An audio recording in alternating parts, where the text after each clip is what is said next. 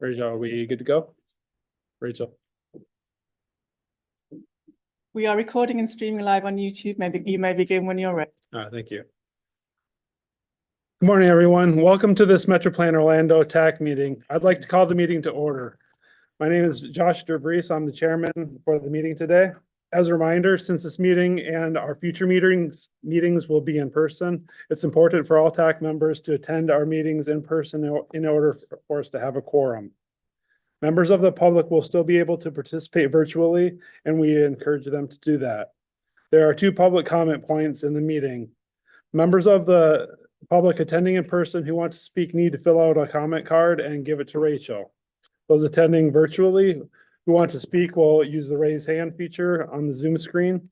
If attending by phone, you can hit the *9 to raise your hand and request to be recognized. When you're called, your microphone will be temporarily unmuted by staff and will ask you to state your name and contact information for the record. We also accepted comments by email before the meeting. Also, if everyone could please make sure your phones are on silent, that'd be greatly appreciated. And now I'll turn it over to Slade for agenda review. Thank you, Mr. Chair. Welcome again, everyone, to TAC. Thank you to everyone who RSVP'd ahead of the meeting. That really helps Rachel, Lisa, and I do our committee prep, so thanks for that. For anyone who could not attend, or for any members of the public who wish to view this meeting, we're streaming live to our YouTube channel, and you can view the recording of this meeting under the live streams tab on our YouTube page. A few updates from our Vision Zero Safety Speaker Series. We had a successful webinar last week on transportation equity. Thanks to everyone who attended and everyone who stayed on for the group roundtable sessions that followed. Everyone that couldn't, I'd recommend watching the video of Charles Brown's presentation, which I believe is also on our YouTube channel. Next week, we have another compelling offer from the Safety Speaker Series. June 4th, we have safety advocate Melissa Wandall will share her story, of tragedy and loss and describe her efforts in working with the National Coalition for Safer Roads, FDOT's Target Zero initiative, and Driving Down Heartache. Registration information is included in your agenda packets. Speaking of safety, I think a lot of you were at the Central Florida Safety Summit hosted by FDOT a couple weeks ago, and just wanted to give a shout out to, we have City of Castleberry won the Community Award for the Sunset Drive Livable Street. So, and also for Outstanding Individual in Safety, Laura Hardwick.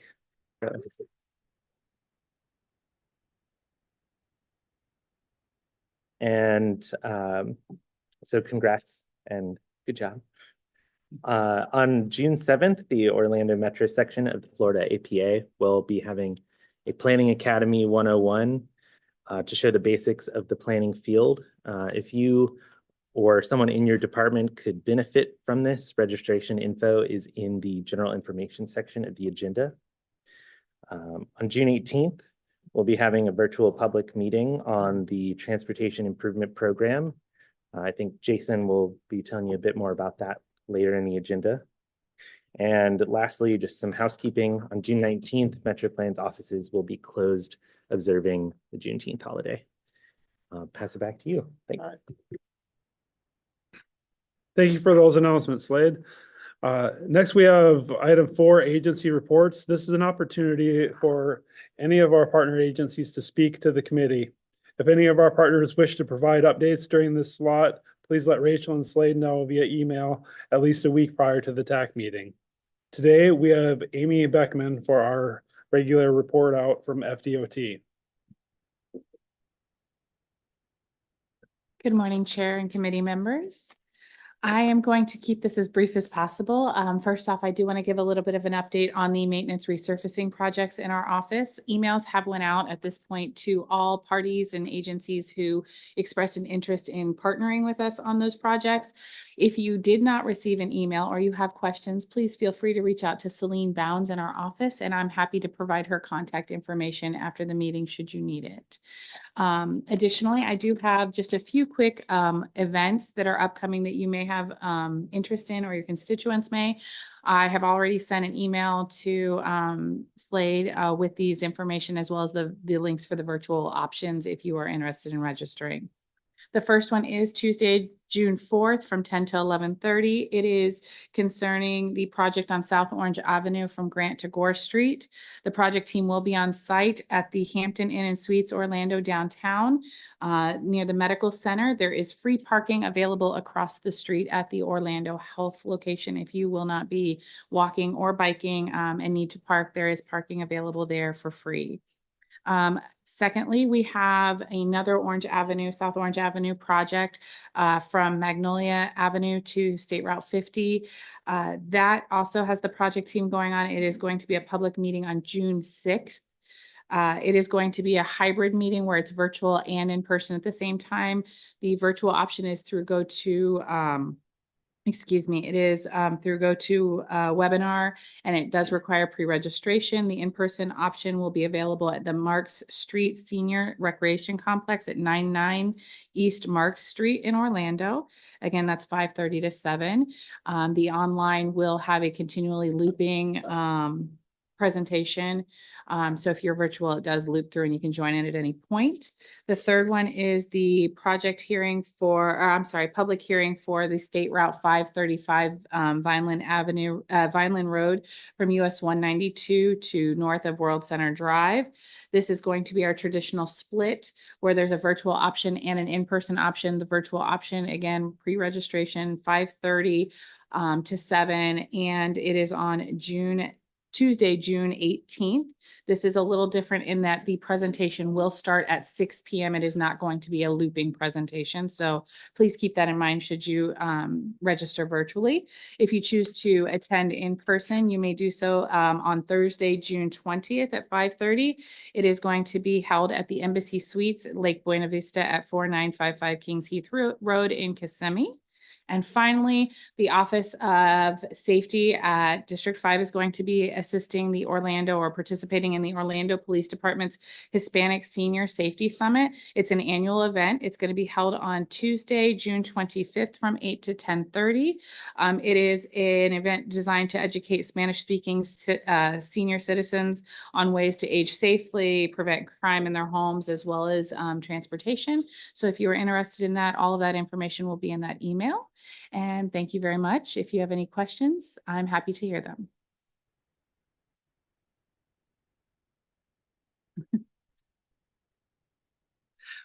So one thing, and I don't think that you'd probably be prepared to speak on it today, but I think would be helpful for at least me is getting more information on the impact of the Senate Bill 1226 and the lane repurposing.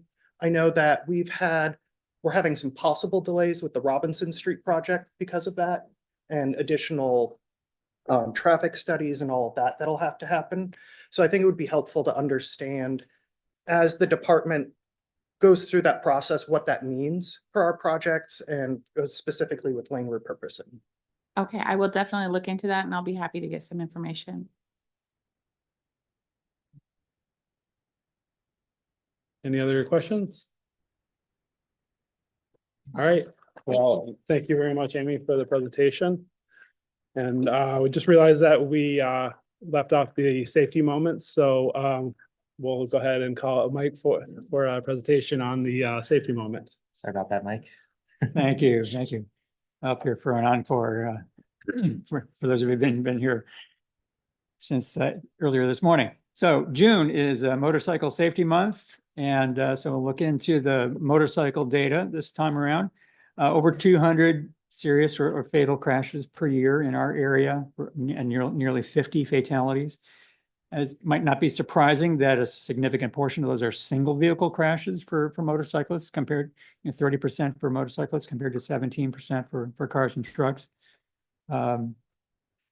There's a lot of concern about some of the more egregious behavior that we see among a small number of motorcyclists, when it comes to speed and aggressive driving. So I took a look at that, what percentage of crashes are involving those behaviors. And you can see it's pretty comparable for motorcyclists and for auto and truck. And notably too, for the motorcyclist column there, some of those could actually involve speeding or aggressive driving on the automobile driver's part and not the motorcyclist. So, what we see sometimes in the more flagrant behavior may not be really indicative of the bigger picture when it comes to crashes. But when we do look at that bigger picture and look at what are the crashes that are most involved for motorcyclists, the angle and left turn crashes, you can see about a third of our KSI crashes there. You've all seen the look twice, save a life bumper stickers, and there's a really good reason for that. If we glance briefly to the left for traffic, we can look right through a motorcyclist. And so really taking our time when we look to really look and when we see a motorcyclist, really look extra long, because their profile and their speed makes it harder to judge their speed. So just being a little more overall, cognizant of who's approaching on the road. What might be a little more surprising is that another 20% involve rear end crashes, and that most of those are the motorcyclists rear-ending other vehicles. And this is because motorcyclists actually require more stopping distance than cars do. A less skilled motorcyclist needs twice the braking distance. Now, a proficient motorcyclist can stop at about the same rate as a car, but that's a skill that needs to be maintained consistently. So for motorcyclists, either both maintaining that skill and just being cognizant of the need for greater braking distance is important. So that's it for the motorcycle. And just also want to mention, we're kicking off the 100 days of summer, focusing on teen driver safety for now through Labor Day, as the teens are out there on the roads a little more than they have been during the summer break. And that concludes my safety moment, and be happy to take any questions. Are there any questions for Mike? All right, well, thank you, Mike. We'll turn it over to Rachel for a roll call. Thank you, Mr. Chair. I'll ask committee members to please use their microphone. Only one called. Barden. Here. Brock. Here. Carson. Here. Cash. Here. Casolero. Present. Castro. Here. Cologne. Here. Coulon. Present. Crandell. Here. Delachey. Here. DeVries. Present. Eid. Present. Elliott Moore. Hamza. Hardwick. Here. Yeager for Hartley. Present. Drej. Kamal. Krug. Lim. Here. O'Keefe. Here. Parker. Price. Here. Porter for Pullum. Here. Recce. Richmond. Athanas for Robinson. Here. Rowell. Here. Blackadar for Sanders. Here. Senerans. Smith. Present. Story. Here. Sudemeyer. Wharton. Here. Martello for Williams. Radzai for Yeargain. Mr. Chairman, that concludes the roll call. We do have a quorum.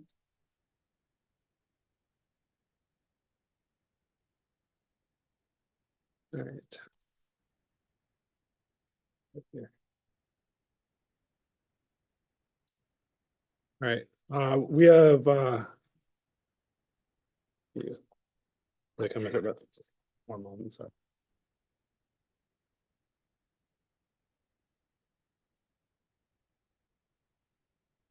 Apologies about that. All right, we have two common presentations, which we'll hear from now. Please stand your nameplates on end to signal that you wish to ask a question, and we'll recognize you at the end. When speaking, please press the red button on the screen to turn on your microphone. First, we have Mike Wilson from Metro Plan Orlando with an update on Vision Zero. Thank you, Mr. Chairman. Good morning again. All right, so we are closing in on the finish line with the Regional Vision Zero Action Plan. And so we're going to give you an overview of the plan itself, what it comprises, what it will hopefully achieve. So here you can see the overall chapters of the plan, outlining the needs, the trends, our outreach, the strategies that are so essential to it, how we develop projects, what the overall plan structure looks like, and then how do we keep track going forward to see how we perform. So this is about so the whole of government, right? Everybody involved, as well as residents being involved from the standpoint of understanding the need, understanding the issues, and then how do we advance. The first chapter focusing on the policy framework and understanding what the Vision Zero system is and safe system are compared to our conventional approach. The second chapter getting into the data and the trends, understanding who's involved, what are the types of crashes, what are the characteristics, and then developing a high injury network to find out where our biggest problems are. The third chapter explaining how we've reached out to the community and to all of our local government partners to develop this plan.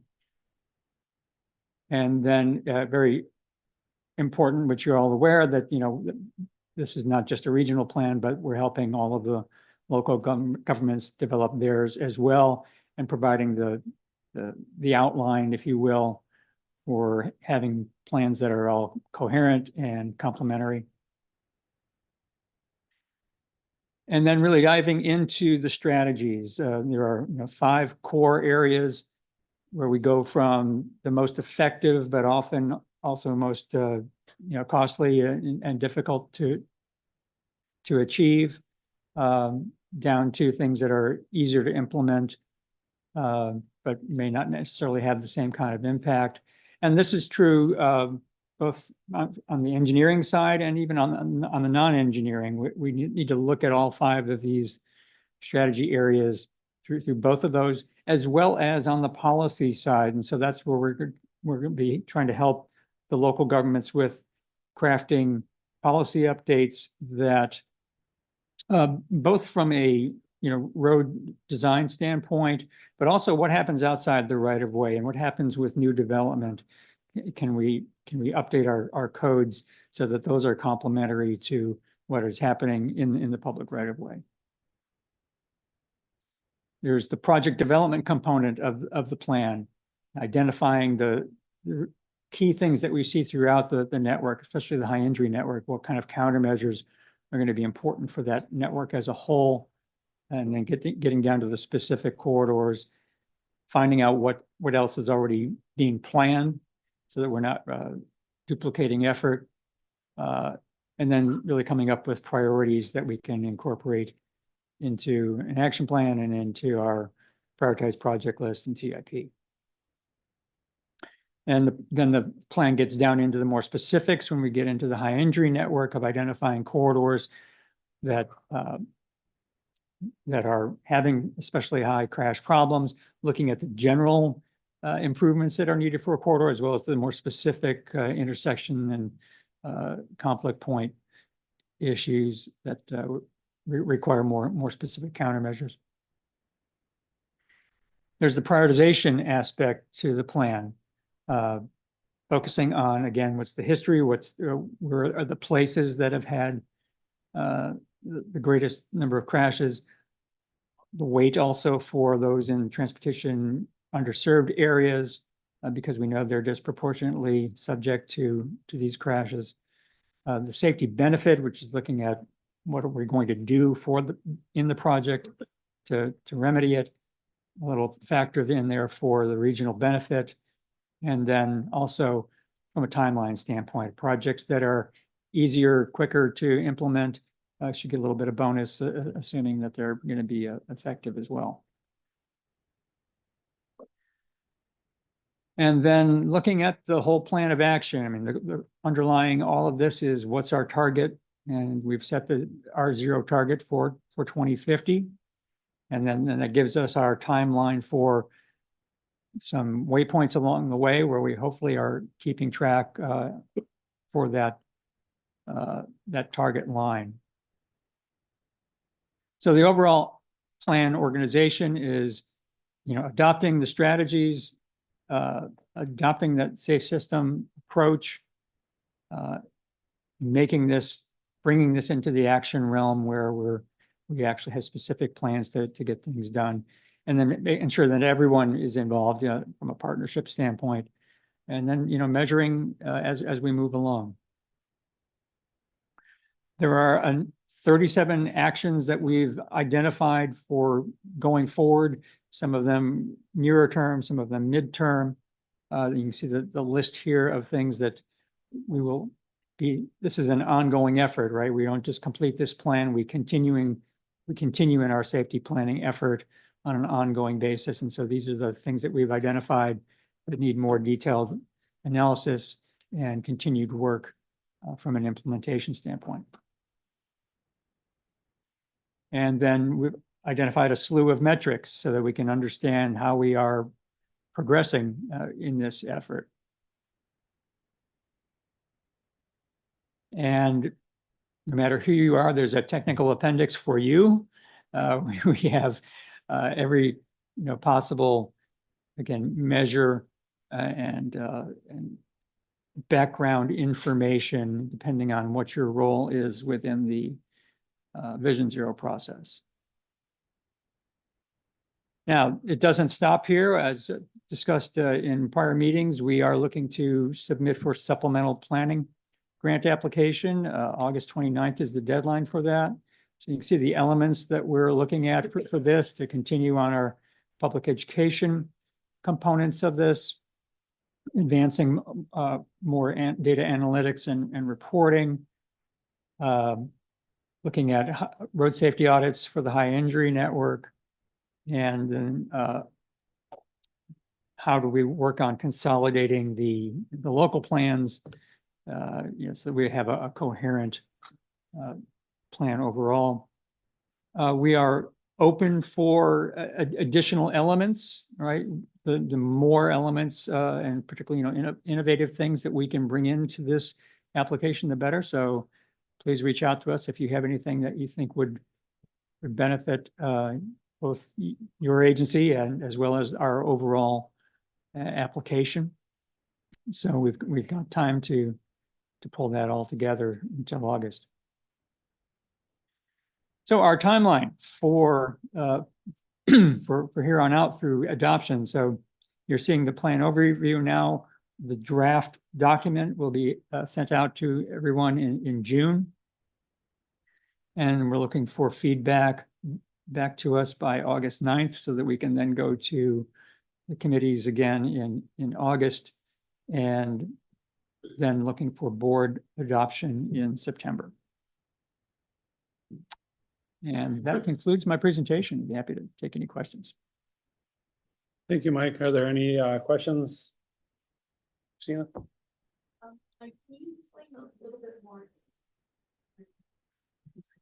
Can you explain a little bit more about the consolidation of sort of these individual plans into, and I'm thinking particularly, when I think about Osceola County, I think we're going to have an action plan. I think Kissimmee's going to have an action plan. St. Cloud's going to have an action plan. And will the county plan sort of have a reference, or can it have a reference to the St. Cloud and the Kissimmee? Or do folks have to kind of open and go to 3 different reports to kind of understand, for that county, what what we're doing, and particularly for the projects, you know, is where I'm coming from. And I just wasn't sure how it was envisioned to sort of bring it all together now that we're at this stage.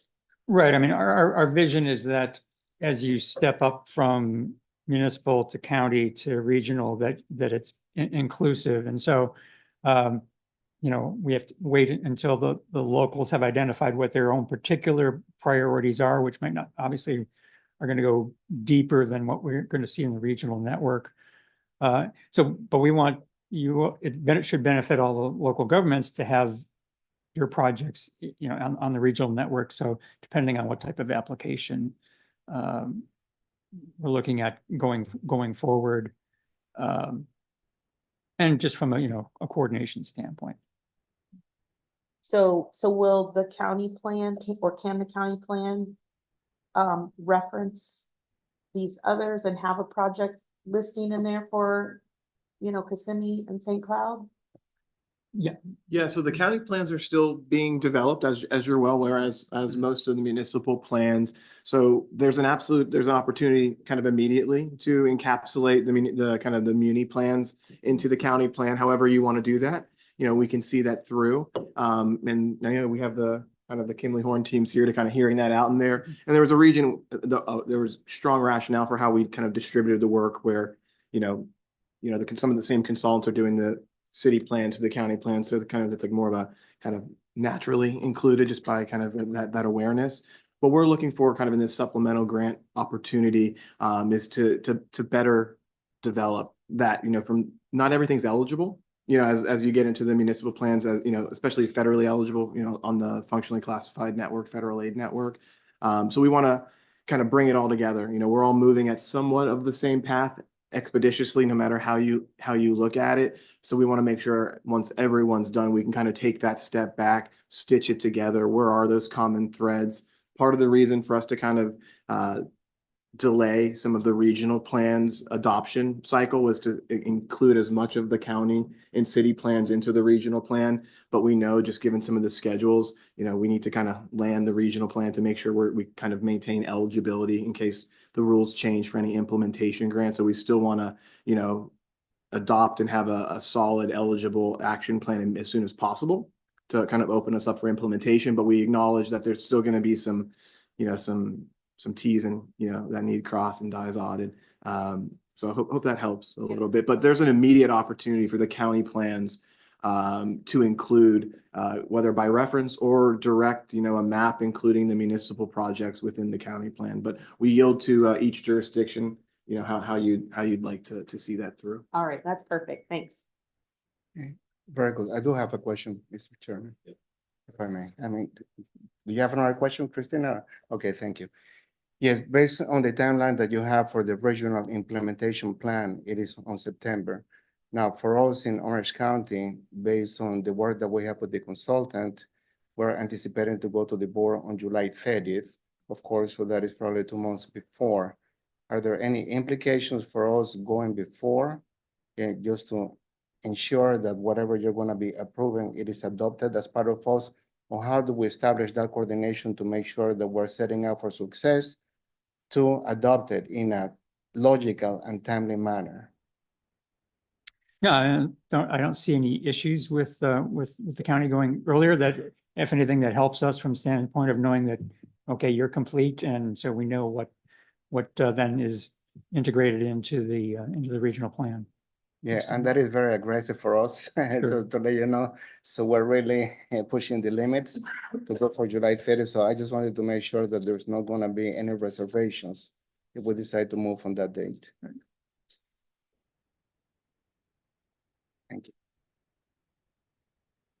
Thank you.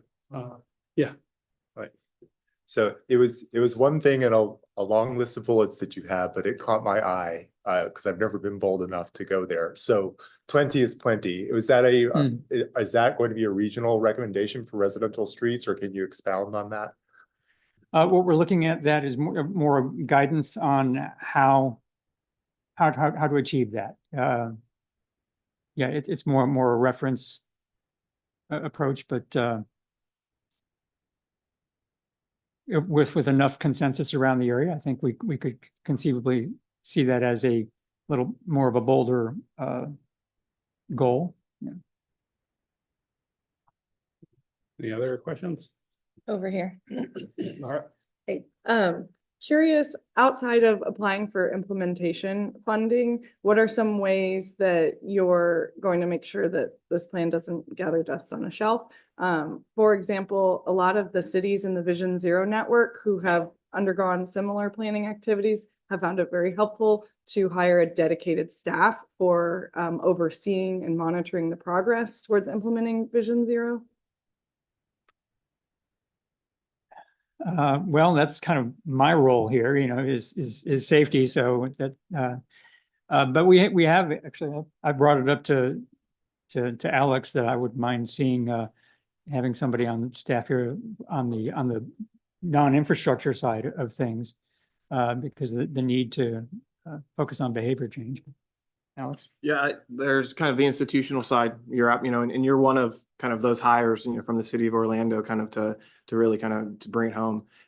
We actually have a job ad open right now, and if you read that, and the core function of that job is to provide leadership and see Vision Zero incorporate into every element.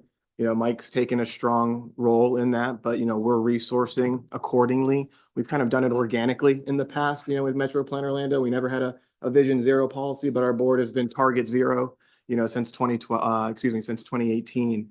And we've done safety studies across the region, but we never kind of put it under this umbrella, the structure in place. So that's where we're, to your point, structuring and building our institutional kind of framework to see it through. As it relates to the projects, we're at a great juncture right now with our long-range planning process.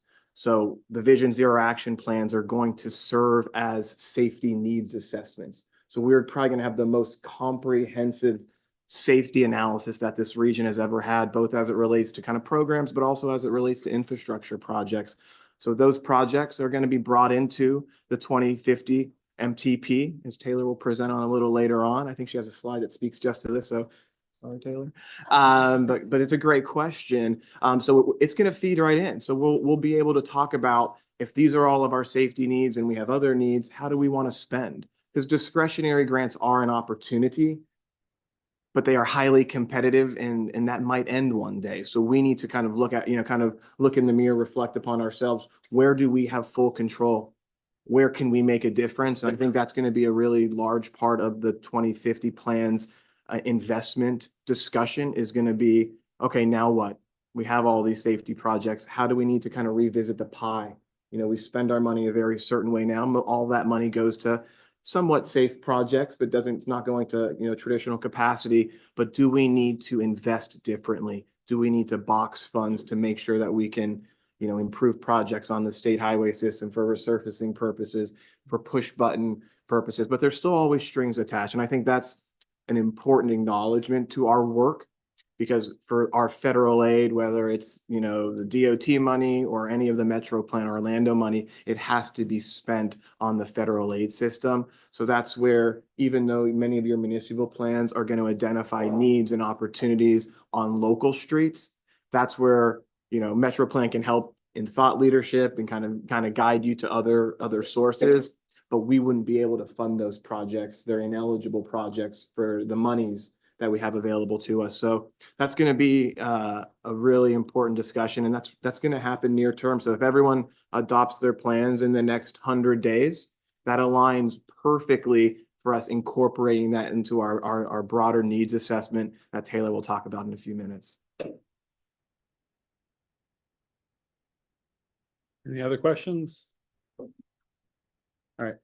Mike, I did have one question. As far as the target year 2050, do you provide a little bit of background on what led the regional effort to recommend 2050 over, say, 2045 or 2035? Or Well, I think it's twofold. One is just the challenge of our need, but then the other is that we are getting ready to do a 2050 plan.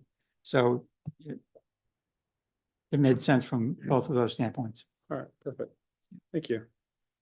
Any other final comment or questions? All right. See none. Thank you, Mike. Up next, we have Taylor Laurent with Metro Plan Orlando with a status update on the 2050 MTP. So to continue the conversation about the MTP, there is a full list of information of the ongoing activities that we have going on for the MTP in your agenda packets. So I didn't go into as much detail in the presentation on that today because I have some new information to share with you. But that needs assessment category is where we specifically call out the safety elements and all of the Vision Zero plans, because those will be our safety needs assessments as we go. So if you have any more questions about that, how it looks, or if we want more slides next time, let me know and I'll do what I can to bring that forward. But I do want to highlight some of the recently completed efforts from our 2050 MTP, so you can see the progress we've been making. In addition to kind of what's ongoing, and you'll hear more about in the next coming slides. So our public participation plan, thank you for your recommendations for approval on that. I see the yellow cards are still out at everyone's seats. So if you do have any additional information about points of contact that you think would be very interested in this plan, or those groups that you think would want to hear more about transportation in the region, let us know who they are and we'll reach out to you to see if we can help find a point of contact or if that's something we need to find on our own. So please give those either back to Slade, myself, leave them at your seats. We will find them and we will use them. Thank you. Then we also have the existing conditions and area profile technical report draft that has been published on our website for about a month.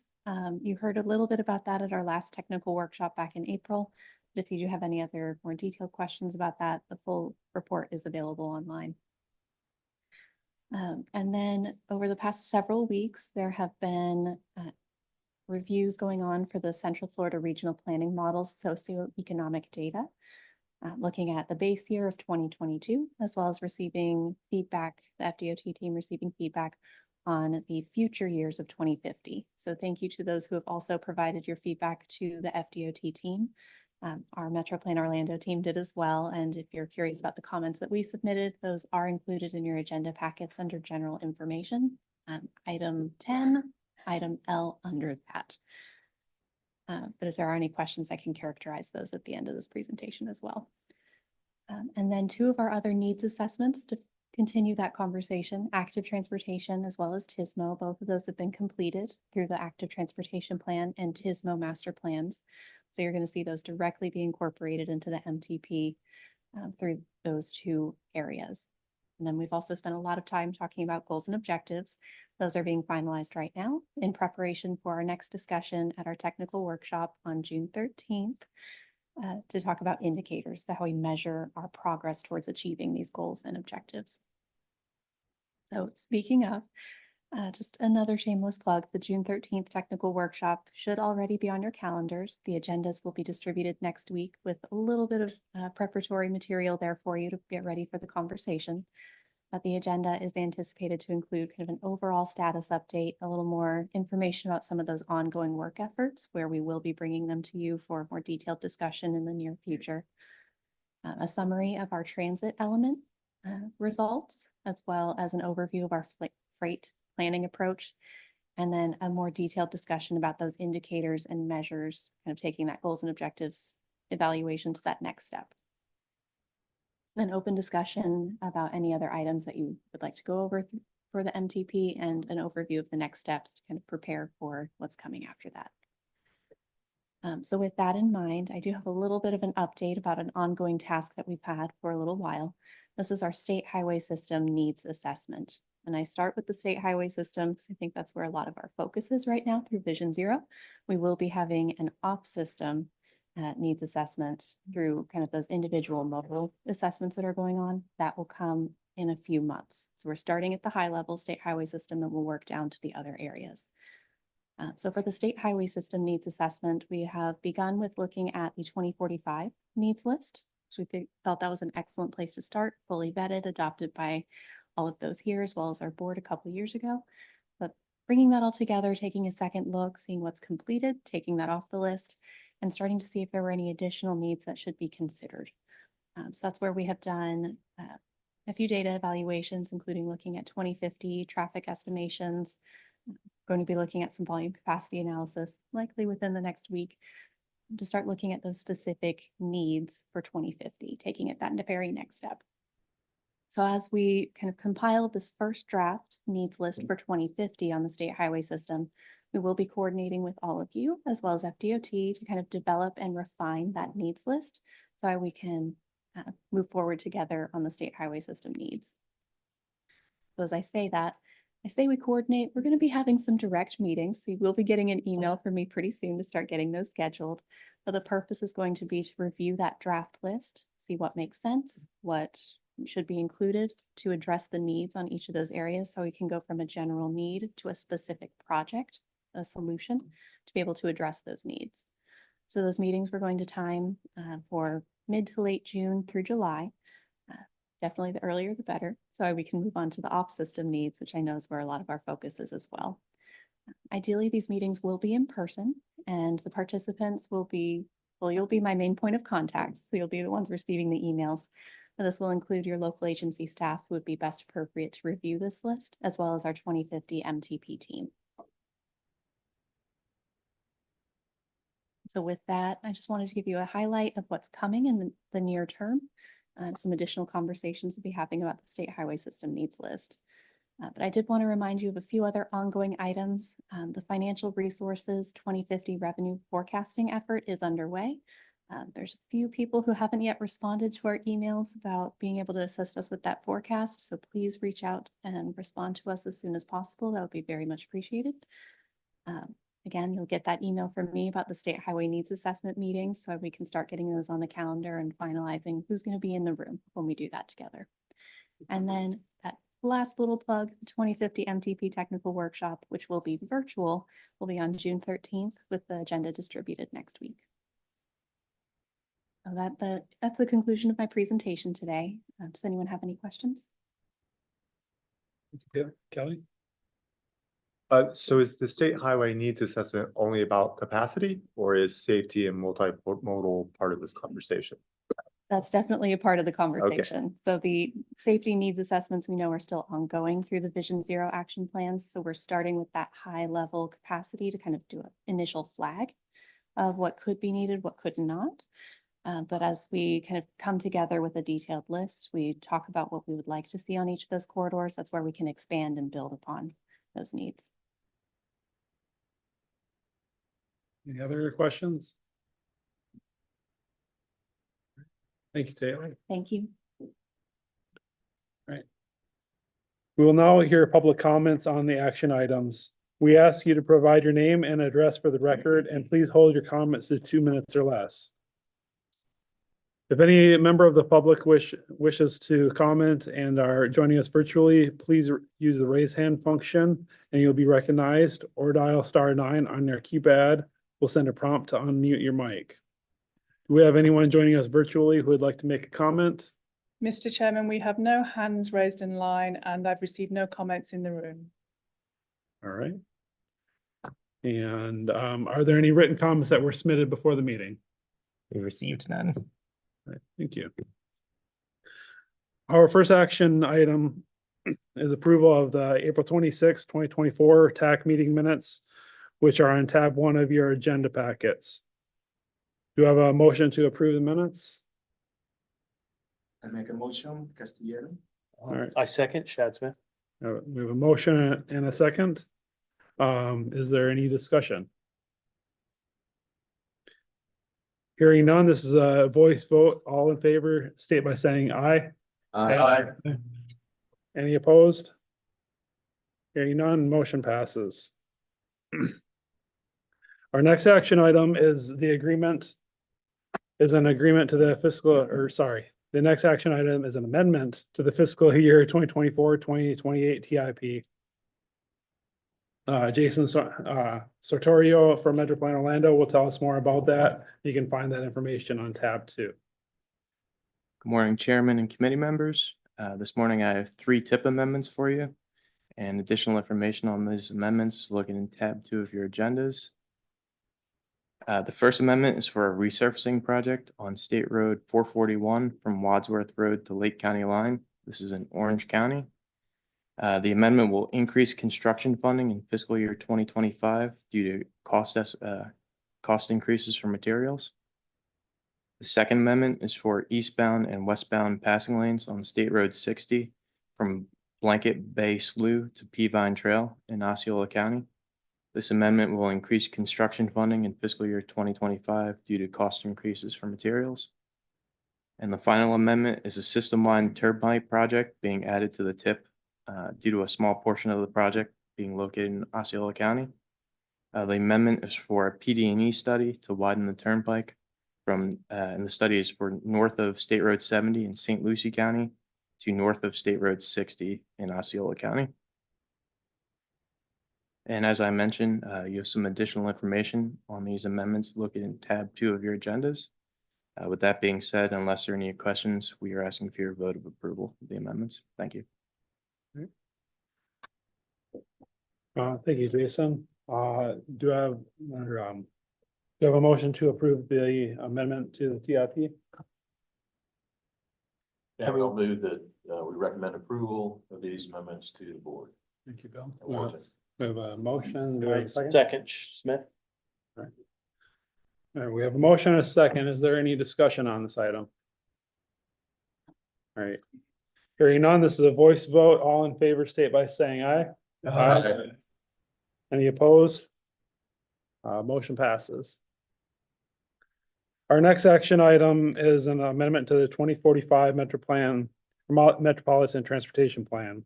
Taylor Laurent from Metroplan Orlando can tell us more about that, and you can find more information in tab 3. All right, hello again. So I gave my update on the 2050 plan, what's coming next, but until we adopt that 2050 plan, 2045 is what we work with and what we use for all of our policies and procedures here. So kind of per usual, we do have a series of both amendments as well as modifications, but I'll be taking them both through the exact same process today. So we won't be treating them any differently. So when it comes to our proposed revisions, beginning with some edits to the Complete Streets projects list. So there are 5 different Complete Streets projects that have been growing in both complexity as well as cost over the past few years. So we're at the point where we need to split each of those projects out into multiple phases in order for them to be feasible for implementation. The costs of these we have been keeping track of as they've grown throughout the years, so that has been included in the MTP through prior revisions. So what you'll see now are really just administrative changes to be able to demonstrate what are the actual limits of each of these proposed phases, rather than seeing it all as one huge project with one huge cost. So with these proposed changes, they are all considered cost feasible. And there was one comment from the TISMO meeting a little bit earlier. The Winter Park Drive Complete Streets project, if you look at the MTP as it's been proposed online right now, it shows a design phase for all 3 of the proposed Winter Park Drive, so the full limits. That has been proposed to be revised to show a design phase for each of the 3 individual components instead. So that is one proposed revision new from the comments received today. So then the second revision is the North Street Phase 1 from Raymond Avenue to Palm Springs Drive. That project is going to be advanced by Seminole County using local funds. So that is proposed to be removed from Table 12, our Complete Streets list, and moved to Table 17, our Seminole County locally funded projects list for planning consistency. And I did receive a question about this during the break between the TISMO and TAC meetings, so I'll answer it here as well. There is a North Street Phase 2, which is already considered cost feasible on our Complete Streets project list, Table 12. So as North Street Phase 1 is removed and to be funded locally by Seminole County, North Street Phase 2 does naturally move up in the project listing as everything below North Street Phase 1 would do. So that is considered cost feasible. So moving forward to item 3, the City of Orlando was awarded a Safe Streets and Roads for All federal discretionary grant. So we are incorporating that into our bicycle and pedestrians list of projects for planning consistency. Because this is an addition of new funds specifically for that project, there are no impacts to other project cost feasibility on the bicycle and pedestrian needs list. Then also on the bicycle and pedestrian needs list, there is a proposed revision to include the Headwaters Trail from Nova Road to State Road 528. This is a request by Osceola County to include this as an unfunded need on our bicycle and pedestrian list, as they are searching for and vying for some other discretionary funds through other programs. And for planning consistency, they need to have it on our list to be able to unlock those opportunities. So that's why it's being proposed as an unfunded need, being added to the bottom of this list at this time. But there are no impacts to project cost feasibility due to this change.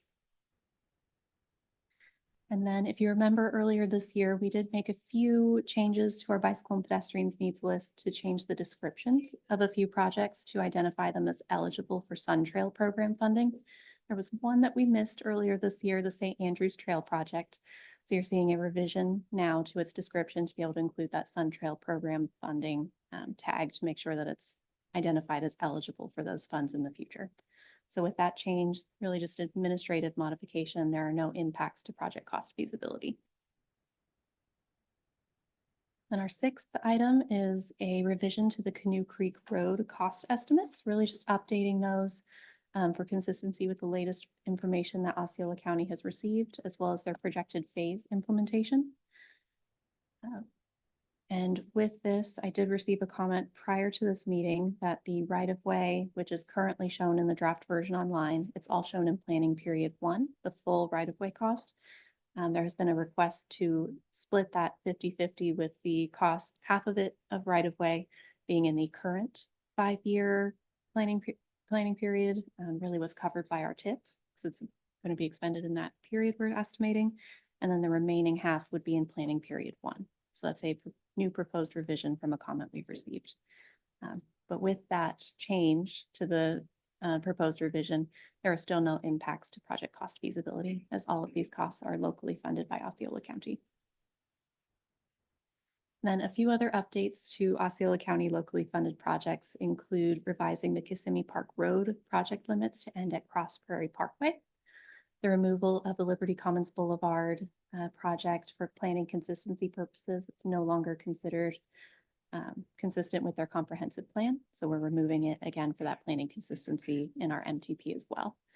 And then also the consolidation of the Neovation Way project. We found that it was included under 2 MTP ID numbers. So to remove any confusion, we're removing that duplicate and leaving it as one record on the Osceola County locally funded projects needs list. So with these revisions, again, there's no impacts to project cost feasibility. So unless there are any questions this morning, we are asking for your recommendation of approval of the proposed revisions as they've been presented today. Thank you. Do I have a motion to approve or recommend approval of the amendment to the MTP? Move to approve. All right. Motion, do we have a second? Second, Smith. I have a motion and a second. Is there any discussion on this item?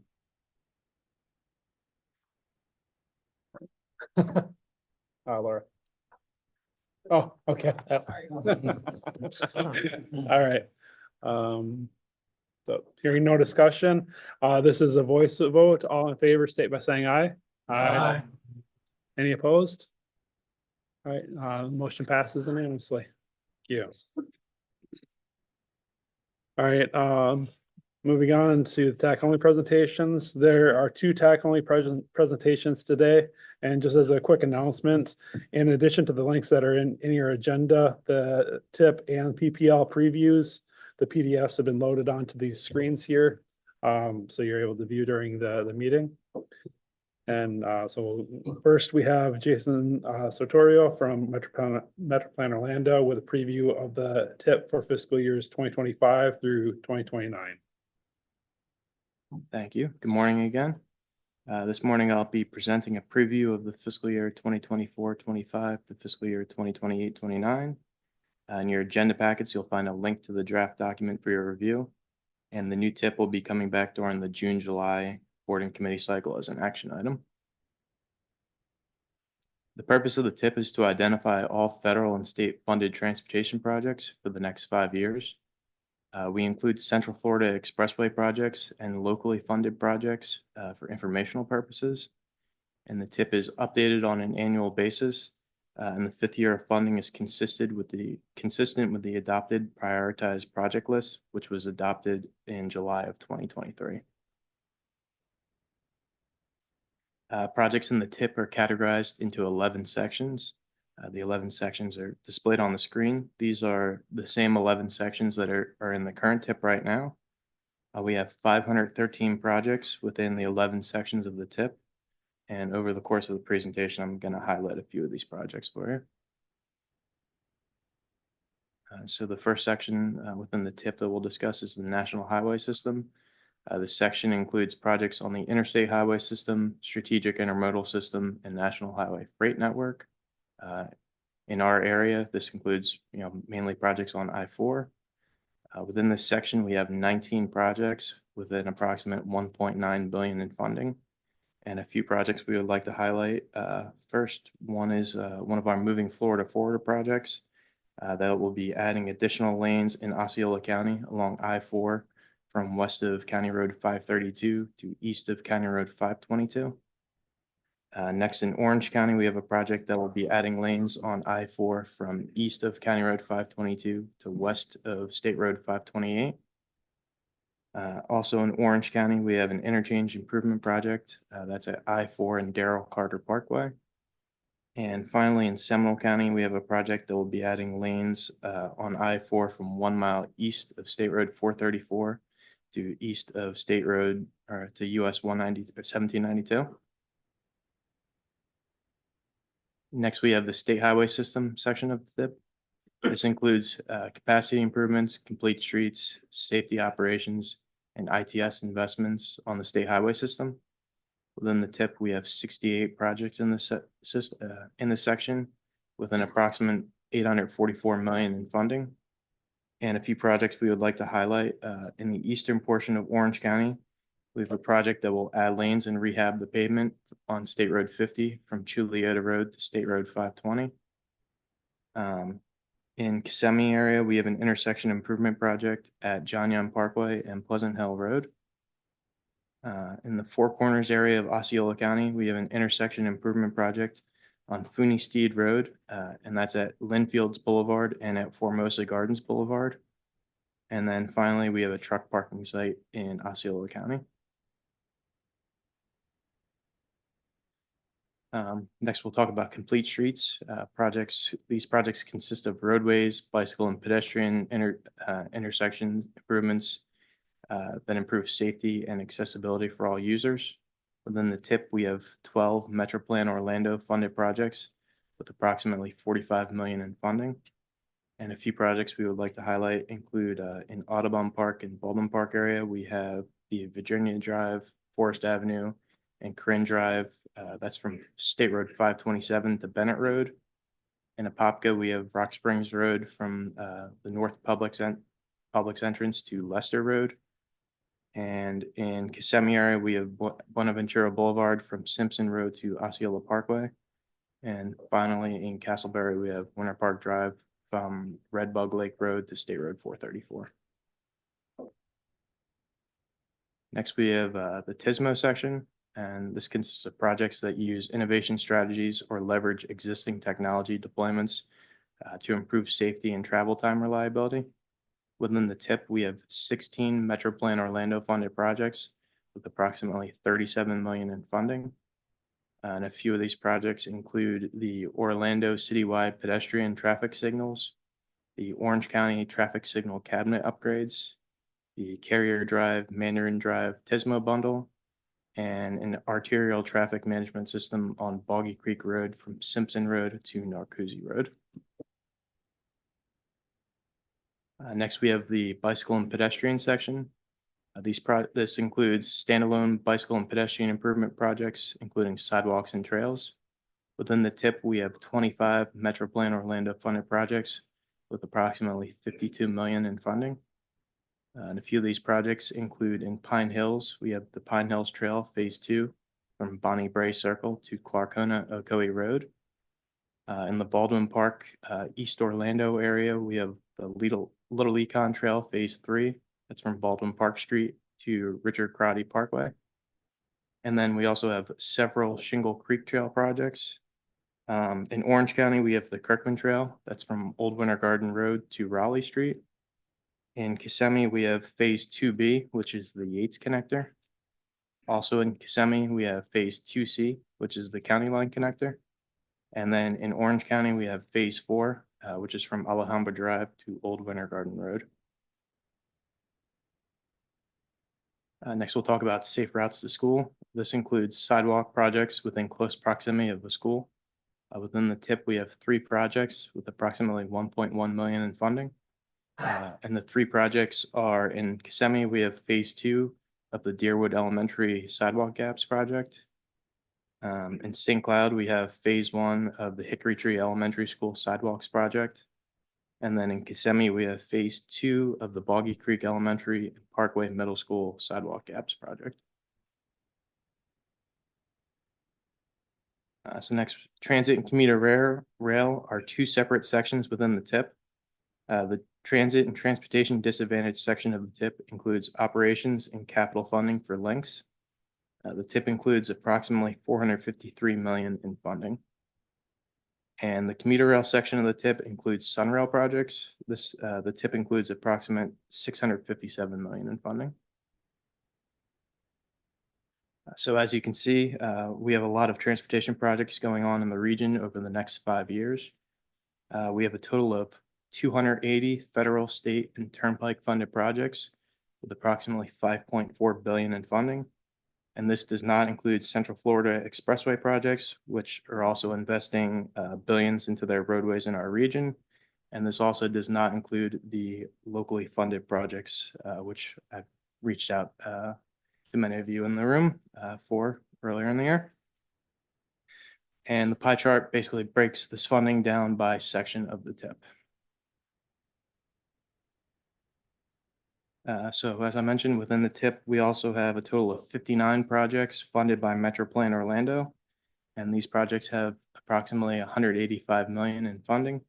And the pie chart on the screen breaks these down into categories. We have roads and highways, safety, bike ped, and transit. So a few next steps. The TIP has been uploaded to the FDOT portal and they are currently reviewing it. We also have a TIP virtual public meeting on June 18th. And then once we receive comments back by FDOT and any other agency partners, we will be preparing the final document for adoption in July. And as I mentioned, we have our TIP virtual public meeting that's on June 18th from 11:30 a.m. to 1 p.m. It's on Zoom, and for more information, you can visit the metroplanorlando.gov website. And one last thing, we're always looking to improve how we display the TIP. So we no longer have our GIS map on the website, and instead we have this new TIP online viewer, which is a new software. As you can see on the screen, it still has interactive map. You can click on any project or any line within the map on the right-hand side of the screen, and it'll display all the project information exactly how it's displayed in the TIP. You can also filter by TIP category, by funding type, or by a specific project. There's a couple other filters, and it'll readjust the map to show you just those projects. And they're also listed on the left-hand side of the screen so that you can scroll through and click on them. If you look in the top right-hand corner of the screen, there's also a projects tab. If you clicked on that, that would give you the full TIP project list of all 513 projects. Obviously, not all those projects have lines associated with them. And also, if you clicked on the plan revisions tab, that would have any amendments over the course of the year that we approve. So you can go back and click on them and see what projects were amended and exactly where the amendment occurred. And we're also using this TIP online viewer as a public comment feature. So anyone from the public can come on this website, click on a project, and in the window that opens up with the project information, there will be a comments button in the top right-hand corner, and they can just click on that and select submit a comment for a specific project. So you can easily search projects in your region a little bit better. That will conclude my presentation on the fiscal year 2024-2025, the fiscal year 2028-29 TIP. I'd like to open the floor for any comments. Thank you. Thank you. Does anyone have questions for Jason? Just a quick one. If we see that the project limit doesn't quite look right on the TIP online viewer, should we just reach out to you or? Yeah, you can Okay. reach out to me. The software that we use has a pretty easy edit feature where we can go in and click and adjust the lines. Yeah. Any other questions at all? I just was looking through the numbers at section 3 and, there's 3 of them. Total federal funds between Orange, Osceola and Seminole. Seminole ends up being only 8.3%. And then you go to the DDR funds, Seminole is 9%. And then if you go to total state funds, Seminole is 5.29%. And I know the population of Seminole County is actually, last I checked, was still greater than even Osceola, and it's not that bad. I don't know why our percentages are so low over that time frame. I wanted to make sure that that was pointed out. I mean, Seminole County looks like we're being substantially targeted or getting less funding, and we've been having a sales tax for a penny sales tax for 30 years, but it seems like because we've had a sales tax, we're not getting the funds that we should be for the region. So You're onto something there, Shad. It's something we're very well aware of. Hear it from the county staff as well. A lot of that primarily has to relate to state-specific funding. Yeah. As you're well aware, our NPO or TMA specific funds are pretty well balanced as it relates, to kind of, through the LAP program. But you are correct, and that's fair feedback, and we'll definitely relay that to DOT. I just want to make sure it was out there and DOT hears it, everybody, so. Correct, and it's part of the reason why we display the information in full transparency. There's 500 plus records, but until you start seeing some of those summary breakouts, it's kind of hard to kind of read between the lines, but that is there. We do for the TMA funds, like I said, we try to do a good job balancing within the prioritization process. But as it relates to some of the DOT funding, it kind of rolls a little bit differently. It's always important to note kind of the snapshot in time, kind of, 5 years forward, 5 years back, but your remarks and observation are correct. Thank you. Any other questions? All right. Shad, one last follow-up regarding the TMA funds. The breakdown for Seminole County is 29%. Osceola is at 20% and Orange is at 40%. Thank you. Any other final questions or comments? All right.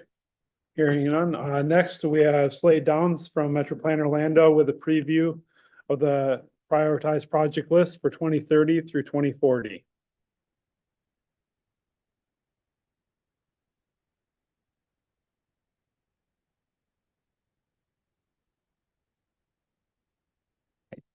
Thanks, Chair. Good morning again, everyone. As Josh just mentioned, I'll be walking you through the preview to our annual prioritized project list update. Some background on the PPL. The PPL kind of acts as a bridge between our Metropolitan Transportation Plan and the TIP. So as Jason just finished discussing, the TIP covers the next 5 years of funded projects, and then the PPL is the 10 years following that plan. It's kind of the on-deck circle for what projects we estimate to be able to fund within that period following the TIP. The prioritized project list is updated annually. So this is the preview session, give you guys a chance to read the plan and give us some feedback on that list of state and federally funded projects. So part of our approach and consideration on the PPL is to keep it consistent with the MTP, where we've already identified the established needs, cost feasibility, and cost forecasts. We keep the PPL consistent with board direction on policy, performance-based process, and prioritization. And inside the plan, there are outlines of project eligibility for different funding buckets. Some funding programs have different strings and requirements, so certain projects may qualify for some and not for others. So all of that is outlined within the PPL. Here's a diagram and a list of those different funding programs. Each has a informational one sheet within the PPL. And I'll be going through quick preview of all of those in just a second. We'll start off with the Interstate Highway and Strategic Intermodal System. These are the key priorities for that list. You can find the information on that on page 12 and then the full list on page 25. Next, we have our key priorities for state roads and state highway system. You can find the cut sheet for that on page 13 and the full list on page 26.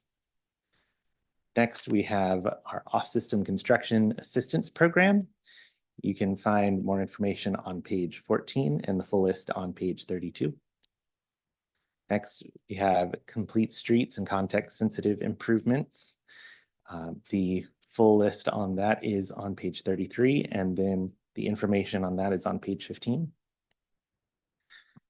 Our TISMO Corridors and Intersections program, you can find out more on page 17 and the full list on page 35. Bicycle and pedestrian infrastructure projects, the information on that is on page 20, and then the full list is on page 38. Safe routes to school, we have the information for that on page 21, and then the full list on page 40.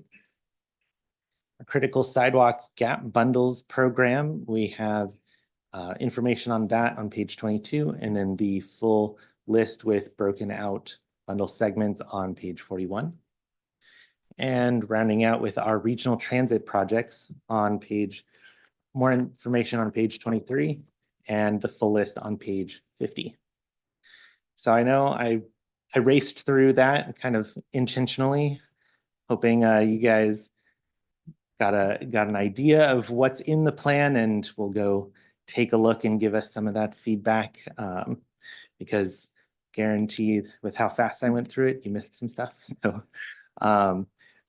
we're looking for your feedback by June 7th so that we can have some time to incorporate that feedback into the final plan, which we'll bring at the next committee cycle. As you're going through that feedback, try and keep in mind, are these projects consistent with your city commission, your city council, county commission, et cetera? Are they consistent with those priorities still? Are there any surprises that we should be aware of, surprises? That sort of thing. Make sure that kind of all of the players that need to be involved with the review are involved. And then again, if you could get that feedback back to us by June 7th. And then we will bring the final version back to you, and then the board will vote on that on July 10th. So with that, be happy to take any questions. Thank you. Thank you, Slade. Does anyone have any questions regarding the prioritized project list? All right. Seeing none. Thank you, Slade. Appreciate the presentation. Thank you. All right. Next, general information. There are several items in the general information in tab 4 in your agenda packets. Please review these items when possible. And moving on to upcoming meetings of interest. Our next TAC meeting will be held in person on Friday, June 28th. The next Metro Plan Orlando board meeting will be held in person on Wednesday, June 12th. And a full list of upcoming meetings is in your agenda packet. And the member comments and other business. At this time, do any committee members want us to make any final comments? All right, seeing none, we'll move on to the public comment section. If any members of the public wish to comment and are joining us virtually, please use the raise hand function and you will be recognized, or dial *9 on your phone keypad.